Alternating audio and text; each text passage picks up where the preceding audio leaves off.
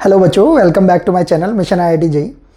आज भी हमारे पास 2022 का ही एडवांस लेवल का डेफिनेट इंटीग्रेशन का प्रॉब्लम है, जिसमें क्या बोल रखा है, for positive integer n define f of n equals to n plus 16 plus 5n minus 3n square upon 4n plus 3n square plus 32 plus n minus 3n square upon 8n plus 3n square plus 48 minus 3n square upon 12n plus 3n square plus dash up to, इन्होंने कहां तक ले रखा है, 25n minus 7n square upon 7n square. Then we have to find the value of limit n tends to infinity for fn। और इन्होंने हमें ये चार ऑप्शन दे रखे हैं। ये सिंगल चॉइस टाइप का एक प्रॉब्लम था और इसके अंदर एक ही करेक्ट ऑप्शन इन्होंने बता रखा था। अगर देखा जाए तो ये जो क्वेश्चन था, ये पर्टिकुलर प्रॉब्लम जो था, ये थोड़ा थोड़ा सीक्वेंस एंड सीरीज से इंस्पायर्ड था और ये लिमिट ऑफ सम जो होता है, ये उस टाइप का प्रॉब्लम पूछा गया है। बहुत सिंपल प्रॉब्लम है, बस आपको ये इमेजिन करना है, ये सोचना है कि आखिर ये जो एक्सप्रेशन इन्होंने हमें बना के दे रखा है, इन सारे ही एक्सप्रेशन के अंदर केवल एक ही नंबर, ये n अकेला ऐसा दे रखा है, बाकी सबके अंदर कुछ ना कुछ सिमिलैरिटी हमें देखने के लिए मिल रही है। वो कैसे? अगर हम fn की बात करते हैं तो यहां पर अगर ये सेकंड टर्म को देखते हैं हम, तो हम देख पा रहे हैं कि यहां पर ये 3n स्क्वायर माइनस में है, यहां पर भी माइनस में 3n स्क्वायर है, ये माइनस में 3n स्क्वायर यहां पर भी है और यहां पर भी माइनस में 3n स्क्वायर रहा होगा। उसी तरीके से जब हम यहां पर देखते हैं डिनोमिनेटर के अंदर सेकंड टर्म से स्टार्ट हो जाते हैं, तो प्लस में 3n स्क्वायर दे रखा है, यहां पर भी 3n स्क्वायर दे रखा है, यहां पर भी 3n स्क्वायर दे रखा है और यहां पर भी कहीं ना कहीं पर 3n स्क्वायर आ रहा होगा। हमें बस पैटर्न को पहचानना है और उसके अकॉर्डिंगली हमें यहां पर एक्ट करना है। अब अगर आप देखते हैं यहां पर हमारे पास यहां पर 4n के मल्टीपल इंटीजर के अंदर यहां पर वर्कआउट हो रहा है। उसी तरीके से अगर हम यहां पर देखते हैं, ये 16 के बाद 32 आ रहा है, 32 के बाद 48 आ रहा है, मतलब 16 का टेबल बेसिकली यहां पर लिखा गया है। उसके अलावा ये जो 5n है, ये 5n में से जब 4n को माइनस किया गया तो n आया, फिर माइनस 4n माइनस किया गया तो माइनस 3n आया और उसी तरीके से ये वैल्यू डिक्रीज होती जा रही है। इस पैटर्न को अगर हम ध्यान से समझें और इसको थोड़ा रिड्यूस करने की कोशिश करें तो हम देख पाएंगे। स्टार्ट करते हैं हम सबसे पहले fn को लिख लेते हैं और fn को लिखने से जस्ट पहले हम ट्राई करते हैं कि इस क्वांटिटी को थोड़ा रिड्यूस किया जाए। अगर इस क्वांटिटी को इस क्वांटिटी को अगर हम रिड्यूस करना चाहते हैं तो हमें सीक्वेंस एंड सीरीज में बहुत सिंपल सा तरीका बताया जाता है कि अगर ऊपर में ये माइनस क्वांटिटी दिख रही है, नीचे में बिल्कुल सिमिलर ये पॉजिटिव क्वांटिटी दिख रही है, और अगर हम इसको रिड्यूस करना चाहते हैं तो हम इसमें क्या ऐड करते चले जाएंगे, +1।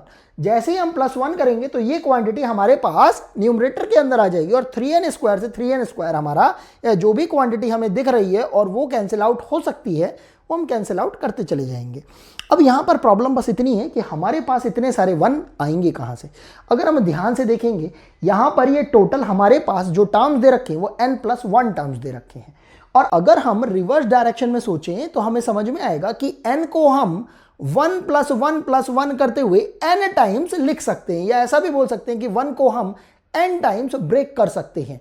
तो अगर हम यहां से इस n को 1 + 1 + 1 करके और उन सारे ही 1 को कॉरस्पॉन्डिंगली सारी ही जो बची हुई n टर्म्स हैं उनके अंदर अगर ऐड कर देते हैं तो हमारा एक्सप्रेशन कैसा लगेगा, दिखेगा, वो हम देख लेते हैं।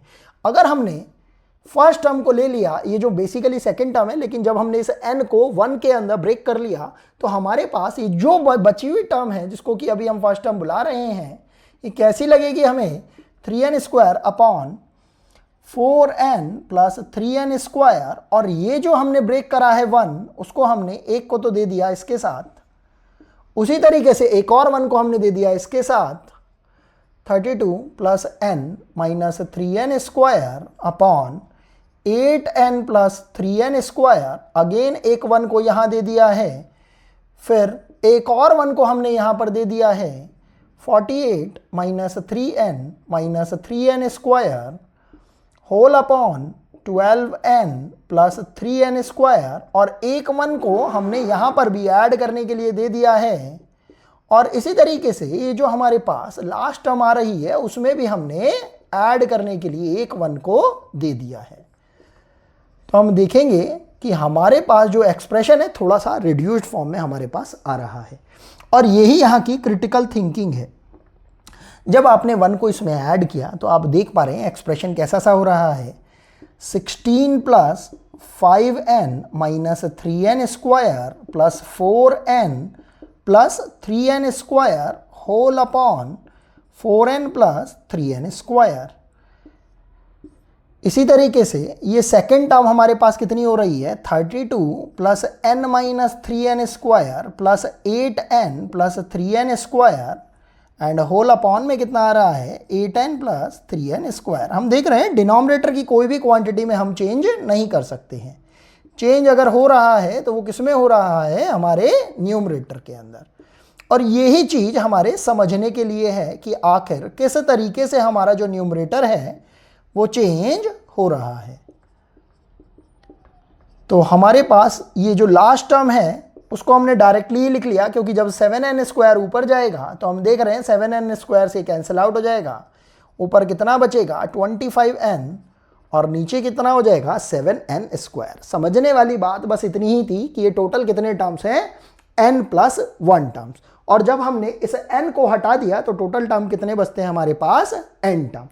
आप इसको चेक भी कर सकते हैं ब्रेक करके, बिल्कुल इसी पैटर्न के अंदर, कि ये टोटल n प्लस 1 टर्म्स हैं या नहीं है। तो यहाँ पर हमारे पास, अगर हम यहाँ पर इसको और थोड़ा सिंप्लीफाई करते हैं, ये कितना हो जाएगा हमारे पास, देखिए 3n स्क्वायर से तो 3n स्क्वायर यहाँ पर कैंसिल आउट हो रहा है, ये यहाँ पर भी कैंसिल आउट हो रहा है, और ये यहाँ पर भी कैंसिल आउट हो रहा है। जो बच रहा है हमने उसको ढंग से लिख लिया। ये हो रहा है हमारे पास 16 plus 9n upon 4n plus 3n square.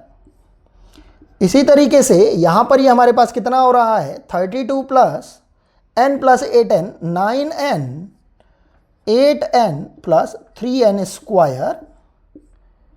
इसी तरीके से नेक्स्ट में हमारे पास हो रहा है 48 माइनस 3n प्लस 12n, तो ये फिर से हमारे पास 9n हो जा रहा है, और नीचे कितना हो रहा है, 12n प्लस 3n स्क्वायर, और ये लास्ट टर्म हमारे पास आ रही है 25n अपॉन 7n स्क्वायर। ध्यान से समझने की कोशिश करते हैं। अगर हमें लिमिट ऑफ सम लगाना आता है तो हमें समझ में आएगा कि यहाँ पर कुछ चीज़ें रिपीट कर रही हैं, जिनका यूटिलाइजेशन करके हम इसे r बाई n की फॉर्म में कन्वर्ट कर सकते हैं। कैसे, हम देख रहे हैं यहाँ पर ये 16 है, यहाँ ये 32 है, मतलब 16 इंटू 2 बोला जा सकता है। यहाँ पर ये 48 है, मतलब 16 इंटू 3 बोला जा सकता है। मतलब अगर मुझे इस टर्म को, न्यूमरेटर को अगर मुझे जनरलाइज करना हो तो मैं इसे 16r प्लस 9n करके बुला सकता हूं, और मुझे एक सिग्मा लगाना पड़ेगा जहां पर मुझे बोलना पड़ेगा r इक्वल्स टू 1 से लेकर n तक। उसके अलावा अगर मैं डिनोमिनेटर की बात करता हूं तो यहां से पहले तो भाई मैं यहां पर पैटर्न देख रहा हूं, 3n स्क्वायर का तो रिपीटेशन हो रहा है, इसमें कहीं कोई चेंज नहीं हो रहा है। उसके अलावा जो 4n है, यहां पर ये 4n है, 4n में अगर मैं 2 की मल्टीप्लाई कर दूं 8n हो जाएगा। इसी तरीके से 12n में अगर मैं 4n में अगर मैं 3 की मल्टीप्लाई कर देता हूँ तो ये मेरे पास 12n हो जाएगा। और उसी तरीके से ये 4 के अंदर हम एक एक नंबर को बढ़ाते जा रहे हैं, मतलब मल्टीप्लाई करते जा रहे हैं, और हमारे पास नीचे वाली ये जो फर्स्ट टर्म है डिनोमिनेटर के, इन दोनों टर्म्स में से जो फर्स्ट टर्म है ये हमारे पास आती हुई आ जा रही है।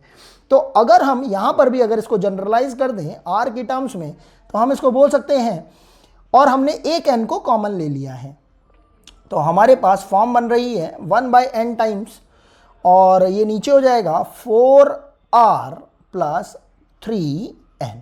हमें थोड़ी थोड़ी सी इस टाइप की सी फॉर्म दिखाई दे रही है। अब हम क्या करते हैं, अब अपने ओरिजिनल प्रॉब्लम पर जाते हैं। ये क्या बोल रहे हैं, limit n tends to infinity of fn हमें कैलकुलेट करना है। अब हम क्या करते हैं, limit n tends to infinity fn, जो कि अभी हमने कैलकुलेट ही किया था, उसको निकालने की कोशिश करते हैं। ये हो जाएगा हमारे पास 1 बाई n सिग्मा, और हम एक काम और करते हैं यहाँ पर कि पूरे ही एक्सप्रेशन में न्यूमरेटर एंड डिनोमिनेटर दोनों को किससे डिवाइड कर देते हैं, n से। तो हमारे पास ये कुछ एक्सप्रेशन बन जाएगा, r इक्वल्स टू 1 से लेकर n तक की लिमिट में 16 r by n plus 9 whole upon 4 times of r by n plus 3। अब हम देख पा रहे हैं कि ये जो हमारी टाइप है ये कुछ जानी पहचानी सी है। हम जानते हैं कि अगर हमारे पास टाइप हो limit n tends to infinity type 1/n f of r/n, जिसको कि हम डेफिनेट इंटीग्रेशन की फॉर्म में कन्वर्ट कर सकते हैं और इसी को ही हम लिमिट ऑफ सम बुलाते हैं। ये हो जाता है हमारे पास 0 से लेकर 1 तक, और हमने यहाँ पर सिग्मा लगा दिया r इक्वल टू 1 से लेकर n तक, तो ये एक्सप्रेशन हमारे पास हो जाता है integration of 0 to 1 f of, और जितनी भी r/n टाइप की जो टर्म्स रहती हैं वो किस में कन्वर्ट हो जाती हैं, f ऑफ x में। मतलब r/n होता है वो किस में कन्वर्ट हो जाता है, x में।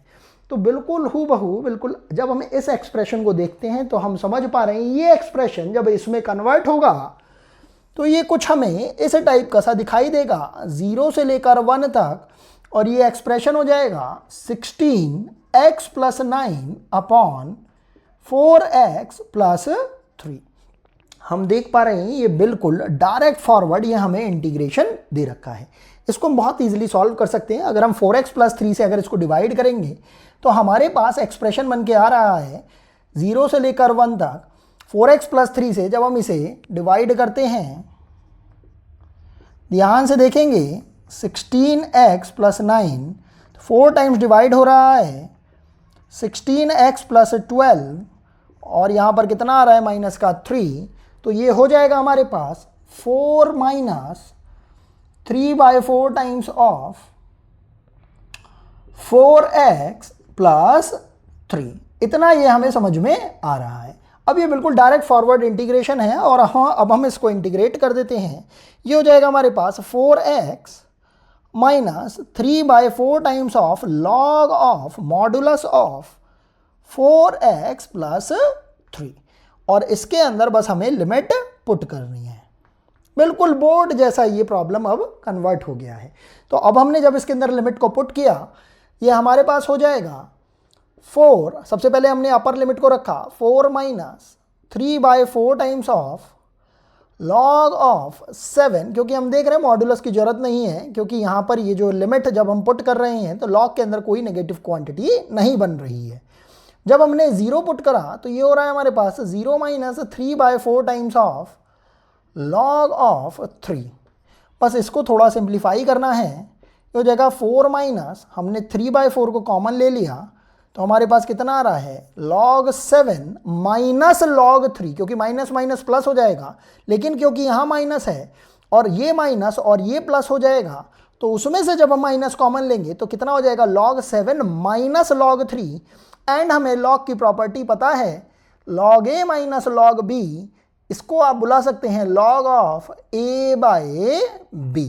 बस उसी को ध्यान में रखते हुए आप इसको कितना बुला सकते हैं log ऑफ 7/3, और यही हमारा रिक्वायर्ड आंसर हो जाएगा। अब हमें बस चेक करना है कि हमारे कौन से ऑप्शन में करेक्ट फिट बैठ रहा है। हम देख रहे हैं कि ये जो बी ऑप्शन है हमारे पास 4 - 3/4 log ऑफ 7/3, ये हमारा बिल्कुल करेक्ट आंसर आ रहा है, और यही हमारा रिक्वायर्ड आंसर हो जाएगा। आई होप आपको ये प्रॉब्लम समझ में आई होगी। अगर आपको फिर भी कोई भी कैसा भी डाउट रह जाता है तो आप कमेंट सेक्शन के अंदर मेंशन करिए। फिर भी अगर आपको कोई डिटेल डाउट पूछना है या कोई और क्वेरी है तो आप मेरे टेलीग्राम आईडी के ऊपर मुझे कमेंट कर सकते हैं। अभी के लिए सिर्फ इतना ही। Thanks for watching.